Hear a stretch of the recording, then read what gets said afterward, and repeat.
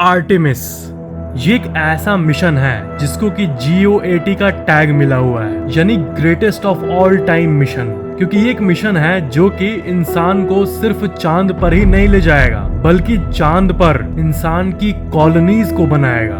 Back to the moon in text का use किया जा रहा है, क्योंकि हम चांद पर जा नहीं रहे हैं, बल्कि चांद पर वापस जा रहे हैं।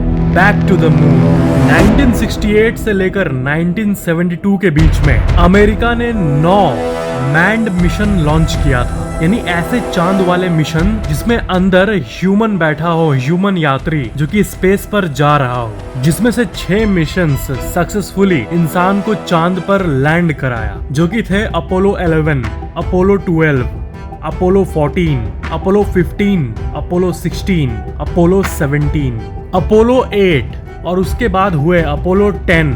अपोलो 9 नहीं हुआ था, तो अपोलो 8 और 10 असल में एक ह्यूमन फ्लाइट था, यानी उसमें इंसान बैठे थे, लेकिन वो जो क्रू बैठा था वो चांद के 10 बार चक्कर लगा के, यानी ऑर्बिट करके, लैंड नहीं करके, क्योंकि लैंड करने का प्लान उस टाइम नहीं था। इसलिए अपोलो 8 में 10 बार चांद का चक्कर लगा के सेफली वापस आए 3 astronauts, Frank Borman, James Lovell और विलियम एंडर्स। फिर अपोलो 10 में भी एक ऐसे ही ऑर्बिट वाला मिशन किया जाता है बिना लैंड के, जिसमें चांद के चारों तरफ ऑर्बिट करके वापस आया जाता है। फिर आता है वो ग्रैंड अपोलो 11 मिशन, जिसमें नील आर्मस्ट्रांग चांद पर उतर कर ह्यूमैनिटी के पूरे इतिहास में एक हिस्ट्री क्रिएट कर देते हैं। उसके बाद अपोलो 12 भी सक्सेसफुल हो जाता है, और उसके बाद अपोलो 13 जो कि एक फेल्ड मिशन होता है, जिसमें एस्ट्रोनॉट्स असल में फंस जाते हैं स्पेस में, लेकिन उनको किसी तरह सक्सेसफुली वापस लाया जाता है, यानी किसी की मौत नहीं होती। और ये मिशंस हमारे चांद की कुछ ऐसी तस्वीरें और वीडियोस, एक्चुअल फुटेज को भेजता है जो कि बिल्कुल हिस्टोरिक होता है, जो 1972 के पहले पॉसिबल नहीं हो पाया था। अपोलो 17 1972 में होता है, ये होता है मून का आखिरी मैन्ड मिशन, और 1972 के बाद फिर कभी भी इंसान को चांद पर नहीं भेजा जाता है। उसके बाद इतने सालों बाद फिर नासा अनाउंस करता है आर्टेमिस मिशन।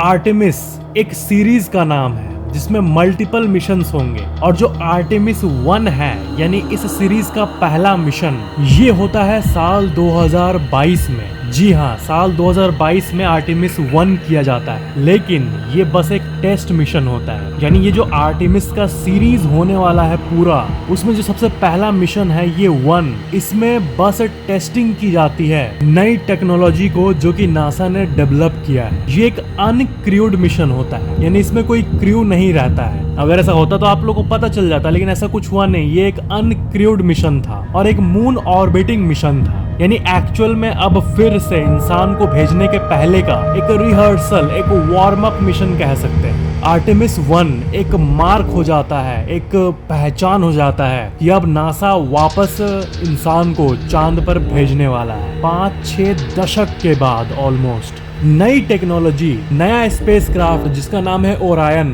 वो और एक नया लॉन्च सिस्टम जिसका नाम है SLS, स्पेस लॉन्च सिस्टम, इन दोनों को टेस्ट किया गया। स्पेशली इसका हीट शील्ड को टेस्ट किया गया, और सबसे अच्छी बात यह है कि आर्टेमिस सक्सेसफुली वापस आ गया। यानी ये जो टेस्ट किया गया साल 2022 में इंसान को भेजने के पहले, ये सक्सेसफुल रहा, जो कि बहुत अच्छी बात है। और मैंने हीट शील्ड इसलिए कहा क्योंकि आर्टेमिस मिशन में हीट एक बहुत ही चैलेंजिंग सी चीज है। क्या है कि जब एस्ट्रोनॉट्स वापस लौटेंगे धरती पर, तब जो हीट शील्ड, यानी धरती पे जो एटमॉस्फेयर है, जो कि एक आग है आप मान सकते हो, जब कोई स्पेसक्राफ्ट धरती पर वापस एंटर कर रहा होता है, तब उस टाइम इतना हीट और फ्रिक्शन होता है कि 3800 डिग्री सेल्सियस तक टेम्परेचर्स पहुंच जाते हैं। और तब इसका मतलब एक ऐसा मेटल, एक ऐसा शील्ड स्पेसक्राफ्ट में होना चाहिए जो कि उस टेम्परेचर को सह सके। लेकिन सोचो एक बात, फ्रैंकली बोल रहा हूँ कि अपोलो 11 जब किया गया और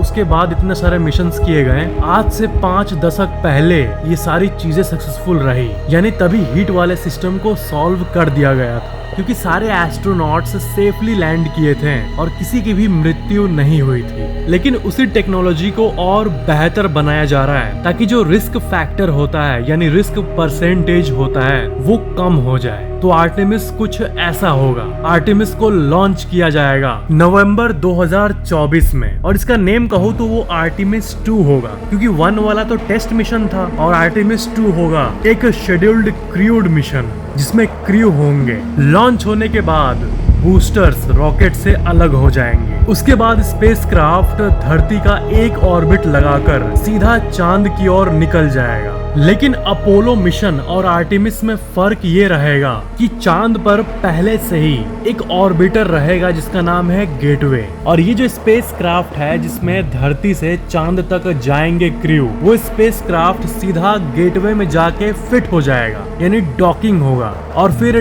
डॉकिंग होने के बाद वो उसके अंदर चले जाएंगे और अंदर जाने के बाद फिर एक लैंडर जो कि गेटवे नामक ऑर्बिटर में पहले से ही रहेगा उसके अंदर सारे लोग चले जाएंगे और फिर लैंडर निकल जाएगा मून के तरफ। और वहां से तो मून काफी पास होगा क्योंकि ये ऑर्बिटर मून को ही तो ऑर्बिट कर रहा है। और फिर फाइनली वो चांद पर नीचे लैंड कर जाएगा और फिर वापस आते टाइम इसी गेटवे का ही इस्तेमाल किया जाएगा। मतलब इस बार जाने के पहले ही सारी प्रिपरेशंस हो चुकी होंगी और फिर वो क्राफ्ट वापस धरती की तरफ बढ़ेगा और धरती के इंटेंस एटमॉस्फेयर से होकर ओशन में जा गिरेगा जहाँ पर आर्मी वेट कर रही होगी उन क्रू मेंबर्स का। और ऐसे ही होगा लगभग 5 दशक के बाद एक ऐसा मिशन जिसमें इंसान चांद पर कदम रखेगा। आपने धरती पर तो ड्रोन उड़ाया ही होगा, लेकिन नासा का एक ड्रैगन फ्लाई जो कि एक ड्रैगन की तरह दिखता है वो जाएगा सैटर्न के मून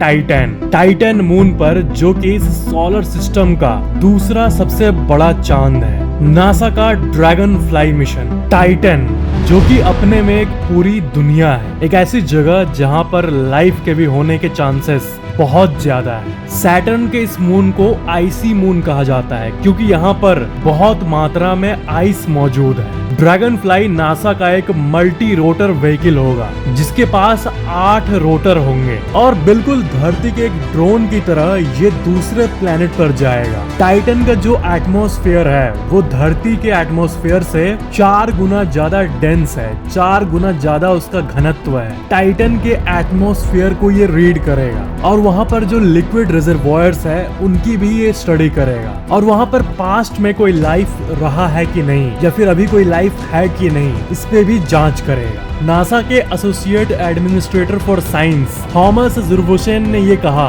कि Titan is unlike any other place in our solar system and Dragonfly is like no other mission. Titan में मीथेन की वर्षा होती है, मीथेन के क्लाउड्स हैं और ये हमारे सबसे पहले प्लैनेट सूरज के सबसे पास वाला प्लैनेट मर्क्यूरी से भी ज्यादा बड़ा है। जी हाँ, आपने सही सुना, एक ऐसा चांद जो कि मर्क्यूरी प्लैनेट से भी ज्यादा बड़ा है। चांद होने के बावजूद भी और इतना बड़ा होने के बावजूद भी हमारे सौर मंडल में जितने भी चांद मौजूद है उसमें तब भी ये दूसरे नंबर पर आता है क्योंकि पहला नंबर है गैनीमेडे। जी हाँ, अगर सबसे टॉप चांद की बात करें पूरे सोलर सिस्टम में तो जुपिटर का सबसे बड़ा चांद गैनीमेडे है इस सोलर सिस्टम का सबसे लार्जेस्ट मून जो कि हमारे चांद से भी ज्यादा बड़ा है, ऑलमोस्ट डबल। और अगर टॉप बिगेस्ट मून का लिस्ट देखोगे तो गैनीमेडे के बाद आता है टाइटन जिसकी हम बात कर रहे थे, जहां पर ड्रैगन फ्लाई जाएगा।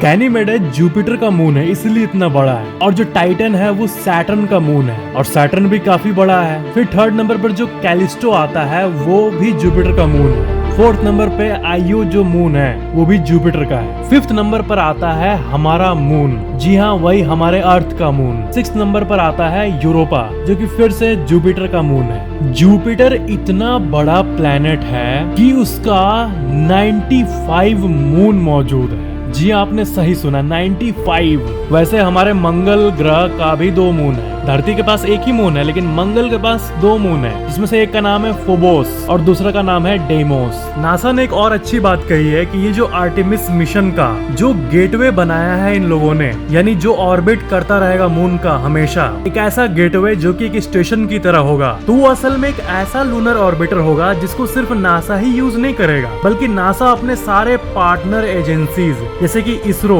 यूरोपियन स्पेस एजेंसी, इन सब का भी अगर कोई मिशन भविष्य में हुआ, यानी इसरो जब पहली बार मून पर किसी इंसान को भेजेगा, तब नासा इसी गेटवे को हमें देगा ताकि हमारे चांसेस और बढ़ जाए उतरने के, और जो सेफ्टी परसेंटेज है वो भी बढ़ जाए, क्योंकि इस गेटवे में इतनी जगह बनाई गई है कि साइमल्टेनियसली डॉकिंग हो पाए अलग अलग स्पेसक्राफ्ट का। अगर अलग अलग कंट्रीज साथ ही लॉन्च कर दे बहुत सारे मून स्पेस मिशन जिसमें इंसान हो, उसको भी ये इजिली हैंडल कर सकता है। तो नासा ये बहुत ही अच्छा कर रहा है ह्यूमैनिटी के लिए, क्योंकि ये सबको ही आगे बढ़ने का एक चांस दे रहा है, जो कि बहुत ही अच्छी बात है। इसके बारे में और एक जानकारी आपको पता होनी चाहिए कि जो नासा का आर्टेमिस 1 हुआ है, जो कि एक टेस्ट था इंसानों को भेजने के पहले, तो क्योंकि एक ही बार ये टेस्ट फ्लाइट हुई, दोबारा तो नहीं होने वाली है, क्योंकि अब डायरेक्ट वो आर्टेमिस 2 मिशन आएगा जिसमें इंसान चांद पर जाएगा। तो इसका मतलब जो लास्ट आर्टेमिस 1 हुआ, उसी में उनको सब कुछ फिक्स करना था, सब कुछ लर्न करना था।